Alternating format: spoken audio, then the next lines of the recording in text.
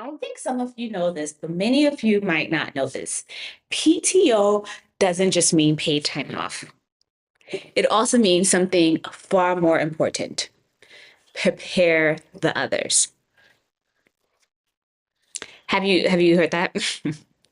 Right now, someone is watching this and the year is brand new. We are currently January 14th.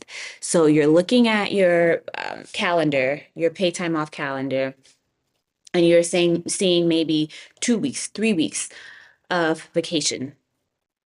And already you're probably already tired, burnt out, and yet you keep pushing and you're thinking to yourself, I'm not going to schedule this time because I'm going to need it later for an emergency for whatever. And my question to you is why? Because you might think that stepping away means you're irresponsible. You might think you're holding on to your vacation for some occasion, or that things will fall apart without you, that if you stop, your value disappears. But what if the opposite is true? What if leaving is the most powerful move you can make? I want to share a story of a client who decided to stop waiting for permission and took 3 weeks off when it wasn't a great time. And even more than that, it wasn't they stopped waiting for permission. I kind of like forced the issue. And there was no long goodbye, no frantic hands off, just a plan, a boundary, and the courage to trust their absence and the work that they've been putting in. And what happened next was really, really profound. Leadership finally understood their value. Their working conditions improved, and they got the rest they desperately needed. So I want to share that. Let's talk about what happens when you actually take your PTO, when you take that paid time off and you prepare the others. It was mid-December when I got a call from my client, and they sounded tired, not just physically, but soul tired. The kind of exhaustion that doesn't show up on Zoom because the camera's off, right? And the kind of exhaustion that is just like the final bye on the call, just so they know that you were listening and you were there. And so I asked, like, I asked how they were doing.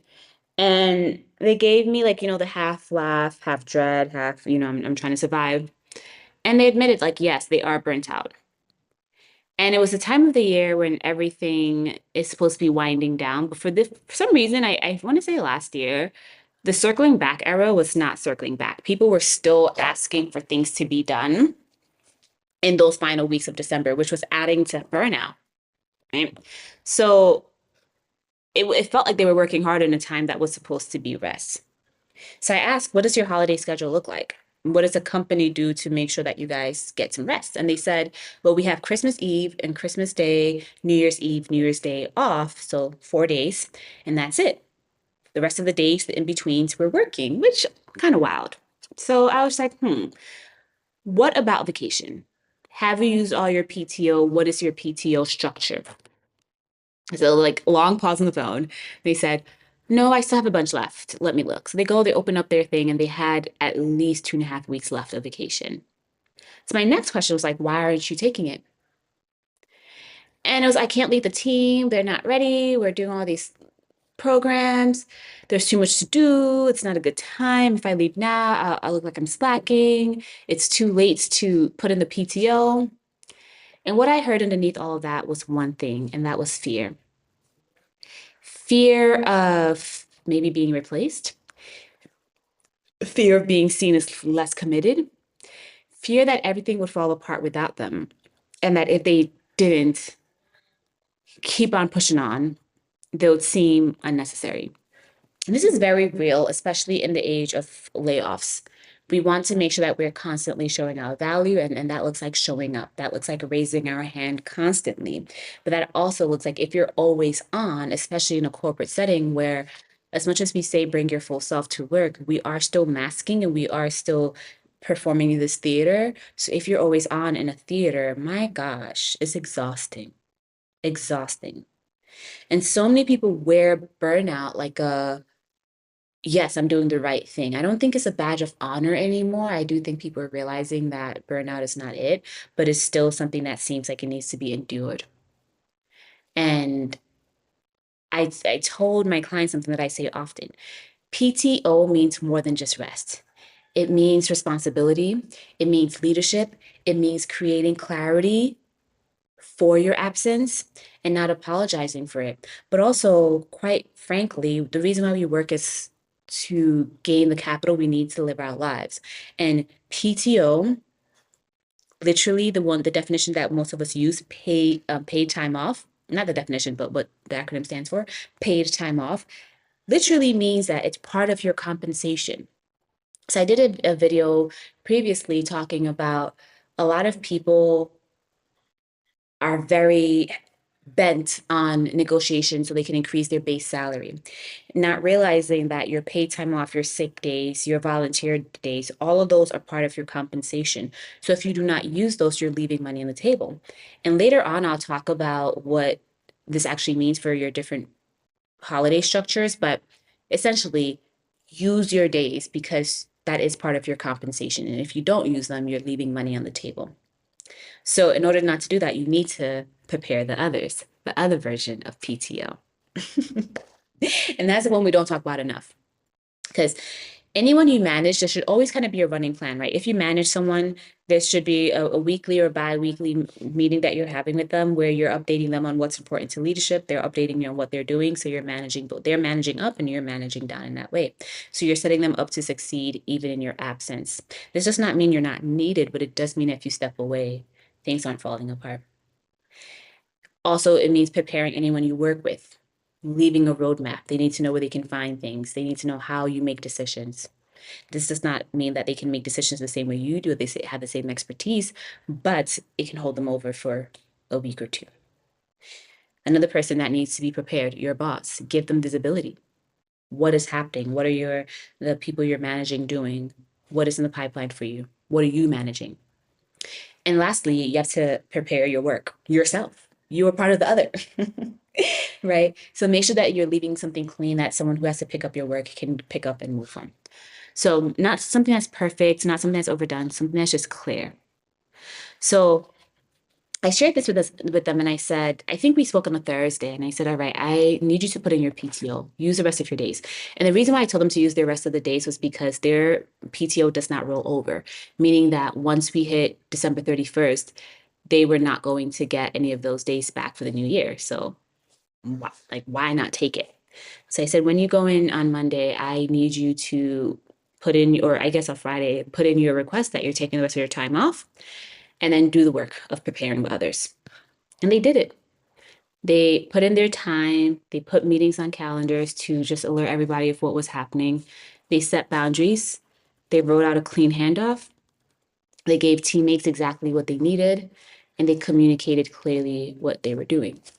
Then they shut the laptop, turned off notifications, did not check the internal messaging, and they did not peek at their inbox. Part of this was also because they were tired, they were exhausted. So the days they took off, they spent recovering, doing the admin stuff of life that they had to do. So even if they did want to check, life was also calling them. And they've been putting life off so long that they had to show up. They were off fully. Then the calendar rolled into January and they came back to the office rested and ready to see what this new year was going to offer them. And in doing that, they also, I'm kind of skipping ahead, but in taking these past 2.5 weeks off, they also realized some things that needed to be done in their life and they had to change some of their stuff. So they came in with that mindset. But they also thought, oh, once I come into this new year, since I took all this time off, my inbox is going to be chaotic. It's going to be crazy. And here's what happened. In their absence, leadership ran into friction. Questions started popping up. Bottlenecks they'd been smoothing over, my client had been smoothing over became visible. The gaps they'd been quietly patching were exposed. And an initiative that my client had been trying to get leadership to understand for a few months, suddenly leadership felt the weights that this person had been carrying. And they understood why my client was pushing back against what they thought that should be done and why my client was recommending their way. And ultimately, the thing about leadership is that they are not doing the day-to-day work. They are in the theory land, they're in the strategy land. And strategy and applied do not always work together. And what my client was saying was like, here's the actual thing that's going to work on the ground. So when they came back, they didn't just get a welcome back, they got a meeting. And leadership said, we now understand what you've been trying to tell us. And what was the biggest change? Not them arguing more, not them saying I'm right. It was they left. They took time away and let people see it for themselves. And that absence created a gap. And in that gap, reality spoke louder than words ever could. The system had to function without them, and it got by, but it wasn't as robust as it could have been. Not in a bad way, right? Like, because at the end of the day, people also did respect their PTO and did not naturally reach out to them. But when they came back, there was clarity. So that visibility was something that no amount of emails or meetings could have achieved. The only thing that really could have achieved that was them stepping away. And they also came back to the job with some clarity. So sometimes your presence is invisible. You sitting there, you're doing the work, you showing up to the meetings and you yapping, it actually makes you invisible because people get used to you solving everything quietly, fixing problems before they reach anyone else. Or even if you're not solving the problems quietly, they get used to the background noise. But when you step away, you create space, you create a void, space that reveals your value, space that shows what you really do, space that helps people appreciate the structure that you bring. And more than that, rested people think clearer. There are a lot of conversations about why you need sleep, and there's so many books about why sleep is important. And we haven't fully figured out why the brain needs sleep, so we do know you need rest. Rested people lead better. Rested people say no to things that don't serve them. They're not survival mode all the time. So I want to share with you that taking PTO isn't a luxury. It's not a luxury. First of all, as I said earlier, it's part of your compensation. So it's not a luxury. It's a leadership move. It is a sanity move. And if you're afraid to take it, that might be the biggest sign that you need it, that you need to step away. Because taking PTO isn't just about rest, it's an intentional absence that reveals your worth. Here's what I want you to do. If your PTO expires at the end of the year, at year end, start planning now. Look at your calendar, and if you don't already have some things in your life going on, block off time. If you must, take off Fridays. Take a full week off randomly. Actually unplug. And what I used to do was, depending when I worked for the government, we had sick days that I think sick days you got half a day every paycheck or something, and then you got like a quarter of a day for PTO every paycheck. It was some weird math, but pretty much what I did was that after I accumulated a handful of sick days and PTO days, my sick days I would use every month, at least one day I would take off and I would use my sick day for that. And I would go to the doctor's. I would book my doctor's appointments with my sick days so then I can do that without rushing. Because, doctors be taking forever. And then I travel a lot, so I did use my PTO. And then if you have unlimited PTO, I want you to set a rule in your head and take a minimum of 25 days off. And I believe that 20 or 21 is the average that most people who have a set PTO get. And what we found is that study shows that when you have unlimited PTO, people usually don't take their PTO because they're scared that, they're overdoing or underdoing or whatever the case might be. So just use the average and then take the 21. And I say 25 because you're not average. You're reading that I was gonna say you're reading this newsletter because I thought about this initially for my newsletter, but um, you're watching this video, so I know you're not average. So use your time, sleep, go to the doctor, work out, sit still, do absolutely nothing because that counts too. And if you're a leader, I implore you that it's what is the phrase? It's not a matter of like do as I people say do as I say, not as I do. And in a leadership position, you must have people are watching you, so you must do the thing. So you must model it. You must take time off as well, because essentially, if you're not preparing others, you're not leading. You're not leading yourself. You're not leading others. You're just coping, you're just surviving, and that's never great. So your absence might be the loudest signal of your value. Use it, it's currency. And if you found this message valuable, hit that subscribe button, drop a comment, and subscribe, because I'm here every day. And I'm talking about career truths that no one else is saying out loud. So your rest matters, make it non-negotiable.